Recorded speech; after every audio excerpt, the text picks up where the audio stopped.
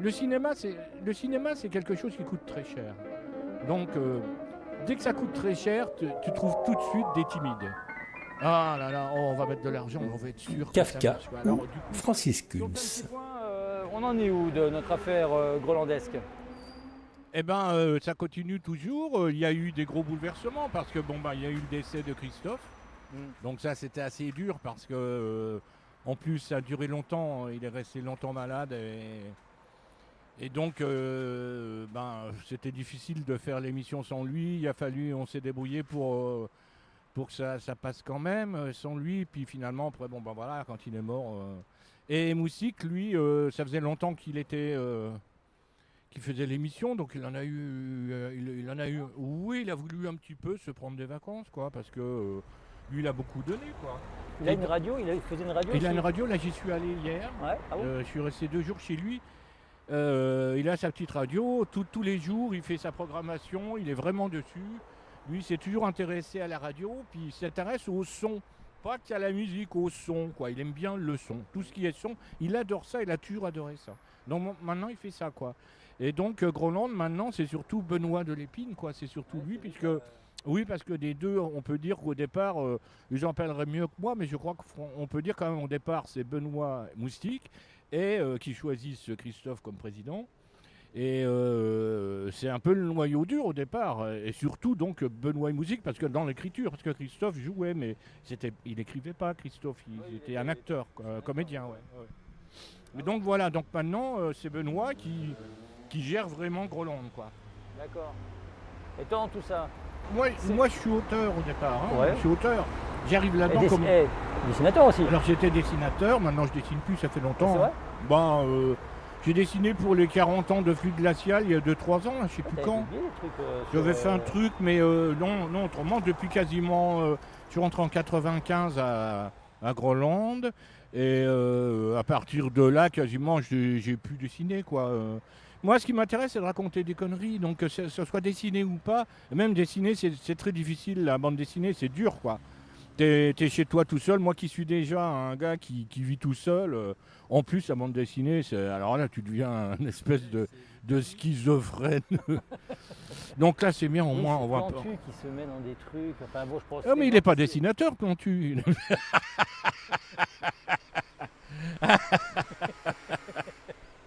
Disons que moi j'avais vu les guignols de l'info à la télé. Moi si tu veux, pendant toute ma jeunesse, la télévision ça n'a jamais été primordial pour moi. J'y trouvais pas ce que j'aimais forcément, quoi. Et après, quand j'ai vu les guignols de l'info, j'ai dit là, il y a une chaîne qui permet de faire quelque chose de vraiment bien. Les guignols de l'info, je trouvais ça vraiment bien. Et donc, à un moment donné, j'aurais voulu y travailler, quoi. À l'époque Gassio, à l'époque...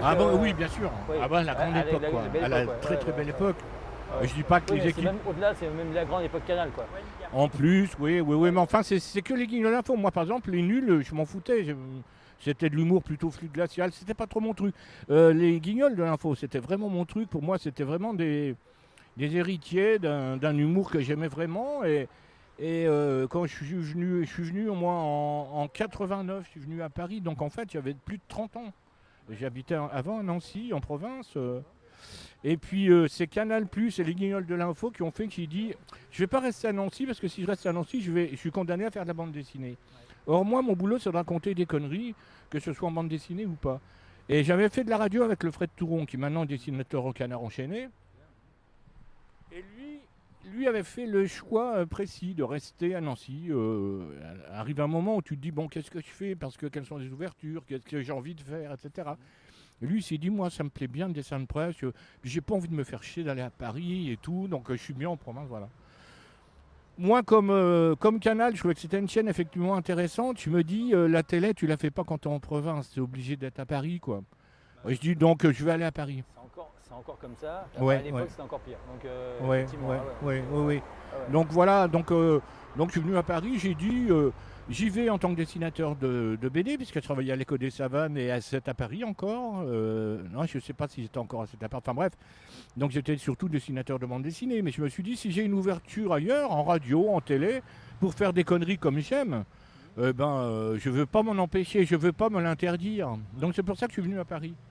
Et il s'est trouvé que, bon an, mal an, comme ça, ouais, j'ai rencontré des gens. Oui. Le déclencheur, c'est Benoît? C'est les Guignols de l'info. Et après, Tu n'es pas rentré. eh ben en fait, c'est Jean-Michel Thiriet qui avait travaillé sur Groland, qui est dessinateur de BD. Et Thiriet, à un moment donné, il savait que moi, j'avais envie de travailler aux Guignols. Et lui travaillait chez Moustique. Et il me dit, mais tiens, chez Moustique, je sais pas si je vais continuer, mais essaye de voir, toi, essaye de les rencontrer. Enfin, et puis donc, ça s'est fait un peu comme ça, par Thiriet. J'ai rencontré Benoît. J'avais fait aussi, j'avais envoyé des dossiers à un moment donné à Canal, il cherchait des auteurs. J'avais envoyé un dossier, il me l'avait gardé plus ou moins. Enfin, donc mon nom a un peu circulé comme ça. Ouais. Et une fois, voilà. J'avais fait ça, j'avais une belle lettre d'Ariel Serraco. Sarraco, qui m'avait répondu c'est bien, mais non. Mais elle m'a dit c'est bien. J'avais gardé ça pour un petit moment, je m'étais dit c'est bien. C'est bien, mais non. Bon, Ariel Serraco, je la connaissais de cette à Paris. Ouais. Et elle écrivait sur la télé déjà. Et moi, j'habitais à Nancy. Ouais. Elle était déjà à Paris, mais elle est peut-être née à Paris. Je ne connais pas plus que ça, Ariel, mais elle était peut-être déjà dans le coin.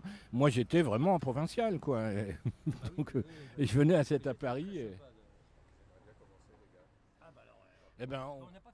Et là, l'organisateur de la soirée nous interrompt car la projection va commencer. Projection de Henri, le film de Francis Kunz et de Pascal Rémy, avec Francis qui reprend son rôle de magouilleur proche du personnage de Groland, avec d'autres acteurs incroyables. Un bon moment en tout cas que nous avons passé à regarder ce film. Au Taquin. Le Taquin est un bar qu'il faut absolument fréquenter à Toulouse. Petite scène, propriétaire hyper sympa. À voir absolument. Et après, on est retourné sur le bitume de Toulouse. À Saint-Èvre. Oui, c'est celle qui est à Saint-Èvre, où il y avait du jazz, il y avait la Naja, il y avait la Naja, qui était une association de musiciens. Ils avaient des caves. À un moment donné, on tourne dans ces caves d'ailleurs. Et oui, et donc on était vachement bien, il y avait la cantine qui était là, il y avait les costumes qui étaient là, non, c'était super. Et à Nancy, ce qui était bien, c'est comme on n'avait pas beaucoup d'argent, on a eu aussi beaucoup de frais qui ont été vachement réduits grâce à ça. Parce que j'avais beaucoup de copains là-bas, je connaissais beaucoup de gens, et ils nous ont fait vraiment des plans super. La MJC, c'était pas payant, enfin tu vois. Donc non, c'était vraiment bien. Non, c'était vraiment sympa, le tournage était vraiment cool. Oui, c'est ma femme et ma fille. Ouais. C'est génial, l'acteur principal qui est... Oh oui, c'est ma femme et ma fille. Oui, qui sont pas du tout comédiens. Ça passe quoi. Ben là, en plus, c'est-à-dire là, ça marche parce que tu leur demandes de jouer nature, quoi. Ouais. Tu vois. Donc c'est pour ça. Et par exemple, là, quand ça s'est arrêté avec le médecin, c'était plus difficile parce qu'il avait vraiment... J'avais été assez dur d'ailleurs avec lui parce que je trouvais que c'était pas vraiment ce que je voulais. Là, je regarde, c'est pas trop mal quand même. Ah ouais. Mais j'avais été assez dur. Mais là, vraiment, par exemple, une séquence comme ça, pour moi, elle est pas complètement réussie parce que on n'a pas pu faire de répète avec lui. On n'a pas pu, tu vois, il arrive comme ça et puis il y a plein d'intentions et tout qui sont difficiles. C'est difficile. Mais c'est pas facile d'avoir les deux casquettes, hein. Non, la casquette réelle et la casquette, c'est pas évident d'être c'est pour ça que moi, normalement, j'étais pas censé le faire. Après, ils m'ont demandé de le faire parce qu'effectivement, Pascal était vachement peut-être trop indulgent avec moi. Et donc, peut-être j'aurais pu être quand même meilleur. Mais je suis une grosse feignasse aussi. Et puis souvent, au-delà de la 5e prise, je commence à fatiguer, quoi. Et puis... En fait, je suis acteur par hasard, quoi, tu vois, donc du coup... Mais ça passe quand même vachement bien. Non, mais c'est vrai que le personnage de Francis Kunz, que tu as dit que tu avais repris un peu... Voilà. Oui. La lignée... Oui, c'est ça. C'est quand même on voit bien que c'est quand même... Oui, mais tu vois bien, hein, c'est le même type de jeu, quoi, le même type de conneries. Oui. Donc c'est vrai que c'était... Pour moi, c'était... Je sens que tu as créé quand même un personnage qui restera... Après Kafka, après. Non mais c'est vrai. Je sais pas. Mais... C'est une vraie caricature qui parle à tout le monde, je pense. C'est pour ça, quoi. Oui, bah c'est oui. Non mais il y en a. parodies, enfin, il y en avait tellement, mais là, il y en a une, je me souviens, où c'était c'était des costumes nazis qui passaient derrière toi, et puis tu disais ah bah je suis bien content que ça soit revenu à la mode, qu'il s'est repris le pouvoir, parce que Francis, c'est un tournage, c'est sur un tournage. Et c'était, je sais plus qui c'était. Ça c'est le tube, ça. C'est le tube. Excellent. Oui, ça c'est le. Et d'ailleurs, oui, et parce que en plus c'est la première fois que d'un seul coup ça va aussi loin. J'avais fait quelques trucs avant où il était fumier, et là d'un seul coup j'avais eu cette idée parce que c'est vrai, je me disais, le type il se réveille, tu vois, il arrive sur une place, il voit des oriflammes nazis quoi, et d'un seul coup il se lâche, il pense que les nazis sont de retour, il est super content. Et il apprend par moustique, ah non, mais c'est pour un tournage. Ah d'accord, il est comme une grosse merde là. Mais il était assez fort ce sketch, mais du coup, après, ça a pris un peu le dessus sur le côté lâche, le côté. Donc il y a des fois, j'ai essayé de rétablir un petit peu, mais malgré tout, ça a vachement marqué les esprits, celui-là, oui. Oui, parce qu'il était à fond, quoi. Le truc était à fond. Mais en plus, il y avait jamais, ça a jamais tiqué à Canal ou ça a non, jamais tiqué. Non. Que ça soit. Quelque chose, ma chérie. On va avoir une belle blonde qui vient de passer. Elle était jolie. Très jolie. Les Toulousaines sont toutes jolies. Hein. Et oui, tu me disais. Attends. Non. Oui, mais je crois. Non, mais tu sais. Oui, puis non, ce qui se passe, moi je pense franchement qu'on peut tout faire, tu vois, parce qu'on dit souvent on peut rien faire. Non, il faut juste avoir la volonté de dire, tu vois, le sketch du nazi, comment veux-tu l'interdire? Parce qu'à la fin, on se rend compte que c'est le mec qui est une ordure. Tu vois, c'est moi, quoi. Donc comment veux-tu interdire ça? Comment veux-tu être contre ça? Le problème, c'est qu'effectivement, il y a pratiquement toutes les chaînes disent ah non, on ne peut pas mettre ça. Mais pourquoi? Pourquoi? Puisque de toute façon, ça reste extrêmement moral. Parce que de toute façon, le type, c'est lui. Je joue une ordure. Bon, bah, je joue une ordure jusqu'au bout, tu vois, c'est vrai. Moi, je suis sans doute. C'est vrai que, en fait, si je cherche ce qui me motive, ça a été depuis longtemps. Je déteste le politiquement correct. Ça, c'est vraiment quelque chose que je suis pas. Moi j'ai vécu aussi. C'est un macronien de base en fait. Je suis déçu. Ah putain. Et tu sais, parce que moi j'ai connu aussi, quand j'étais jeune, j'ai connu le truc très paternaliste de Gaulle, tout ça, tu vois. Et là, c'était pas du tout politiquement correct, c'était une droite qui s'assumait. Et on se battait, on n'aimait pas ça, tu vois, on n'aimait pas ça. Mais d'un seul coup, quand la gauche est arrivée, petit à petit, c'était autre chose, mais c'était pas bien non plus, et c'était le politiquement correct, quoi, tu vois. Le faux cul. On l'a vu aux dernières élections, regarde quand même, c'était fantastique ce qu'ils ont fait les socialistes quand même. Attends, Hamon, les mecs ils jurent sur le cœur que oui, ils vont se mettre derrière lui et Val qui se barde une semaine après. Là, je crois que les socialistes, là, si on pouvait croire au début quand Mitterrand arrivait, évidemment, des gens de ma génération disaient ah ben tiens, on va voir la gauche, ça doit être bien la gauche. Mais c'était le socialisme, quoi. Et donc une gauche qui s'accommode de beaucoup de choses, puis qui ne veut pas dire les choses comme elles sont. Et puis, ça tranchait quand même avec ce petit monde Pompidou. Giscard, oui, bien sûr, ça tranchait. Ça tranchait. Ah, mais après, on a compris que c'était, ça tranchait, mais après, tu te rends compte que finalement, les grosses décisions et tout, c'est rarement les politiques qui les prennent. La société avait fait que c'était quand même l'argent, le pouvoir de l'argent. Et donc mais bon, ça nous entraînerait dans une discussion trop complexe et que moi, d'ailleurs, je ne maîtrise pas. D'ailleurs, Groland, c'est ça, tu sais. L'effet je sais pas, d'un comédien, c'est vachement important. Parce que vous avez fait des trucs cultes. Donc, alors, vous avez fait des trucs qui ont marqué, dans ma génération.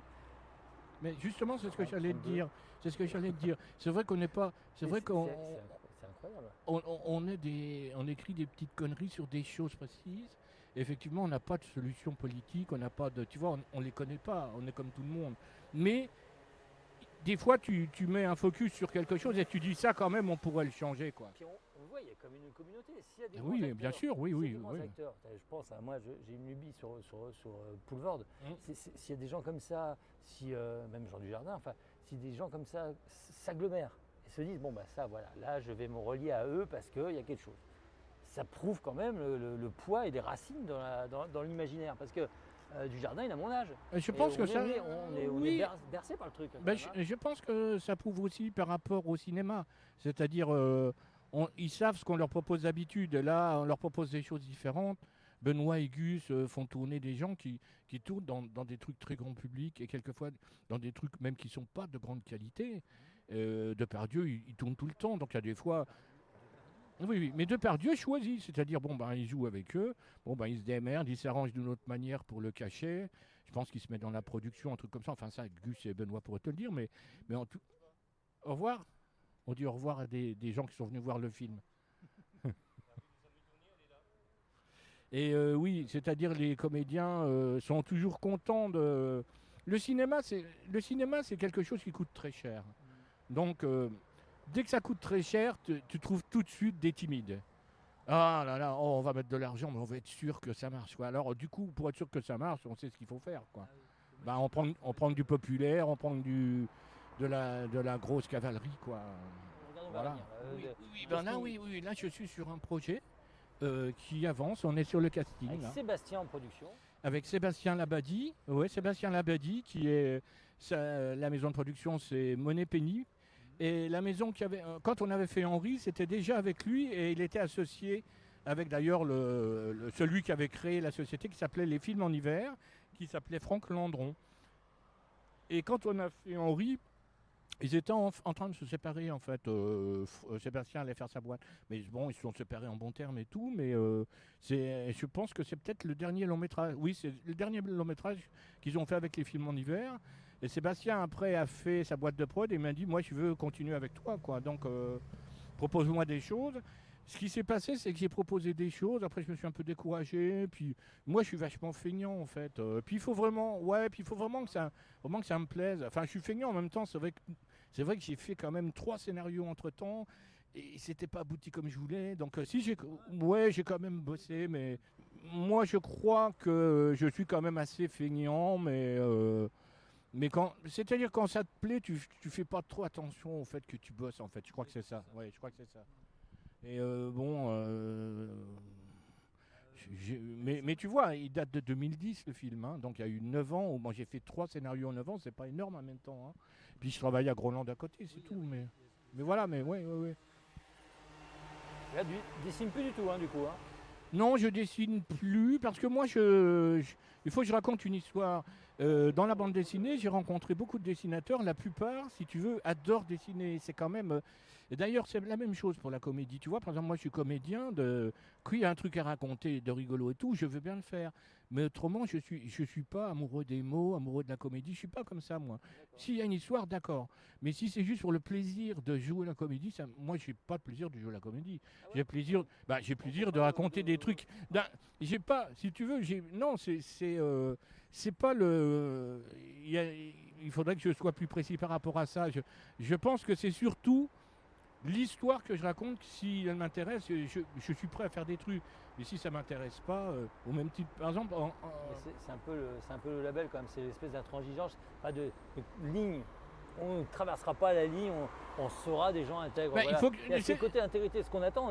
Je ne sais pas si c'est de l'intégrité, je pense que c'est surtout du vrai plaisir. Ouais. Tu veux vraiment prendre plaisir. Si, je pense que les grands acteurs, ils viennent chercher la sincérité du message. Donc ils se disent, je suis persuadé qu'il y a ce truc de se rapprocher vers des mecs, ils disent, ceux-là ils sont sincères.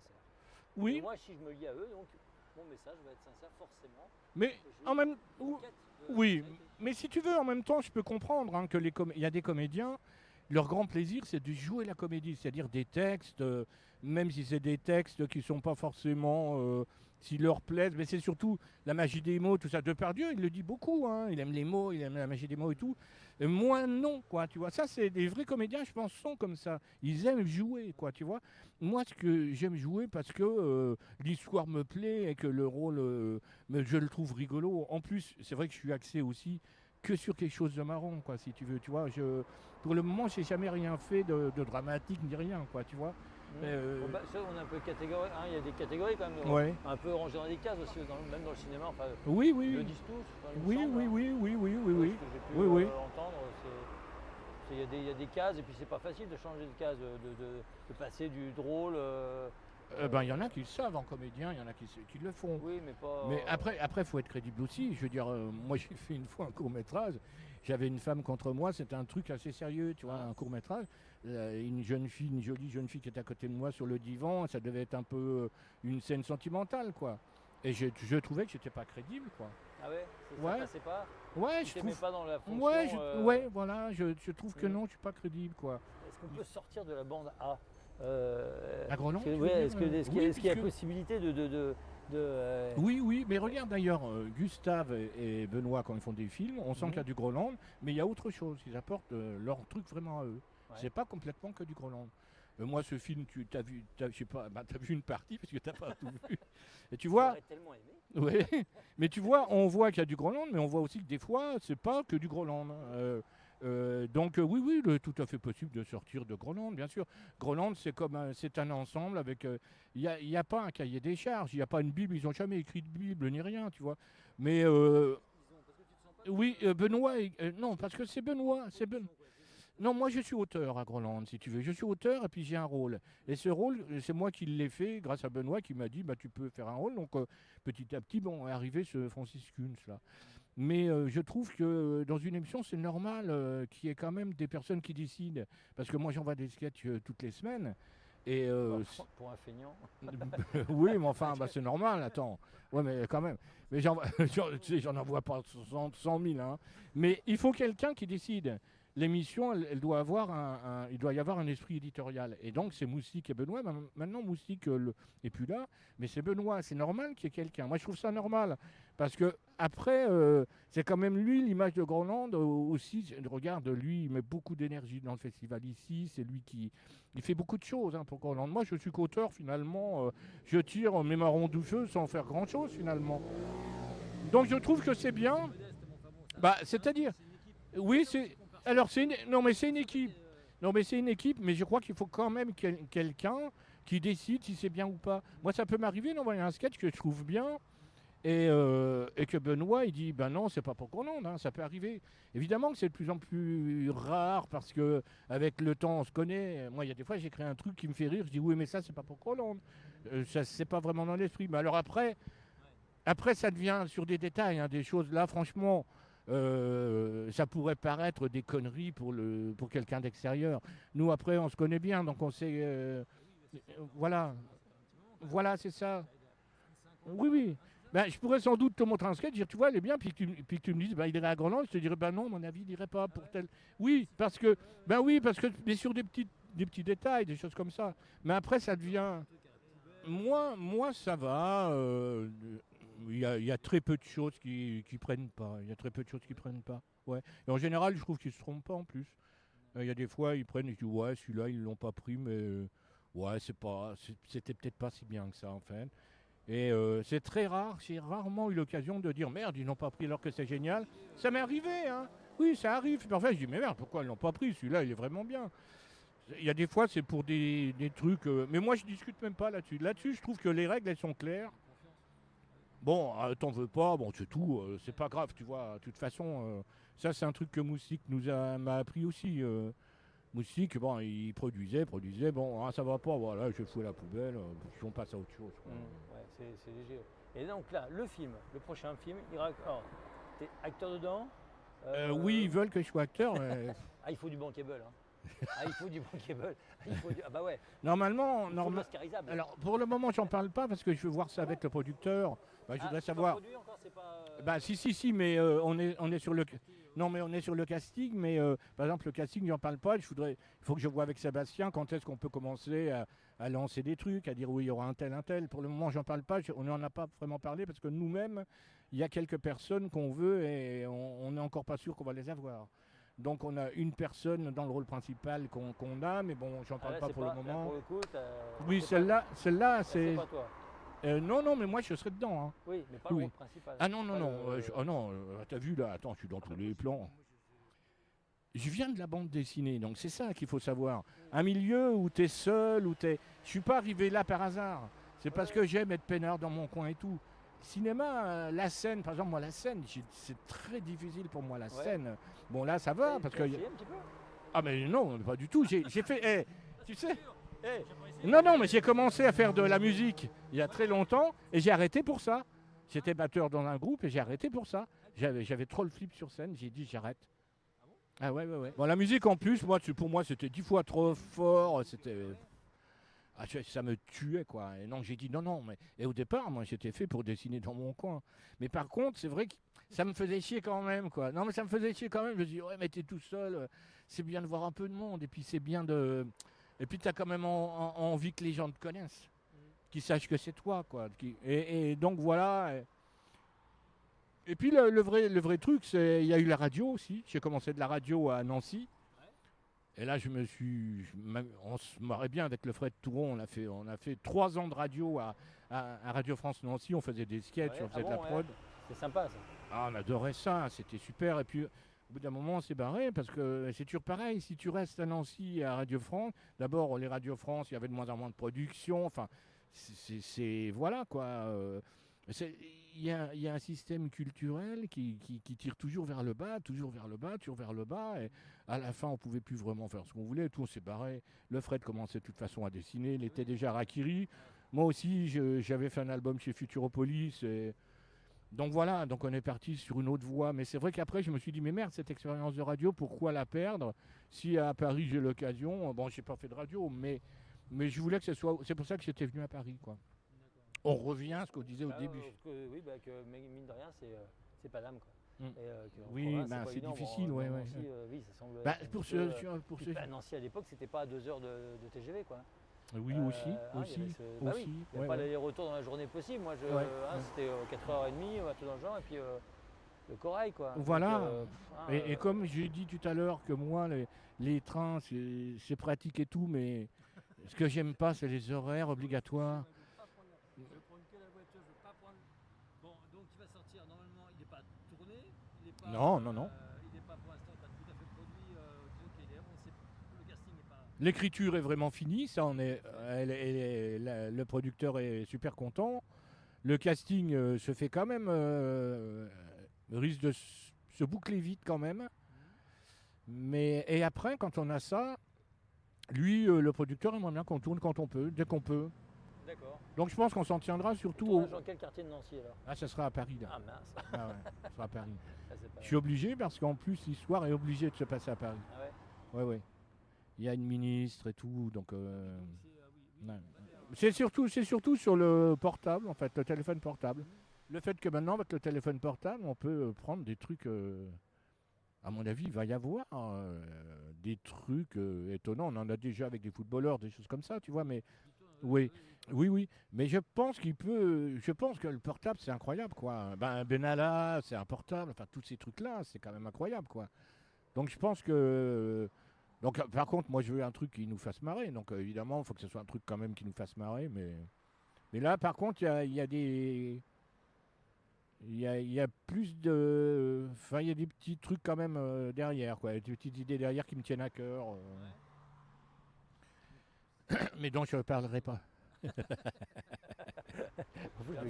tu vas bien te faire chier au montage. C'est le principe. Alors, le podcast, c'est très bien pour ça, parce que comme on a un peu de temps, on n'a pas dit trop de conneries, donc il n'y aura pas un... Non, je trouve pas. Non, je ne vais pas me faire chier, parce que je ne veux pas en faire un truc de 2 minutes. Et ça me change la vie aussi, parce que ça, c'est vachement bien, quoi. Donc, merci tout plein. Vraiment, ça, un vrai plaisir. C'était Tam Tam, on repart directement vers d'autres interviews, d'autres rencontres. Merci d'avoir écouté ce podcast. N'hésitez pas à découvrir les autres épisodes. C'était Tam Tam. À bientôt.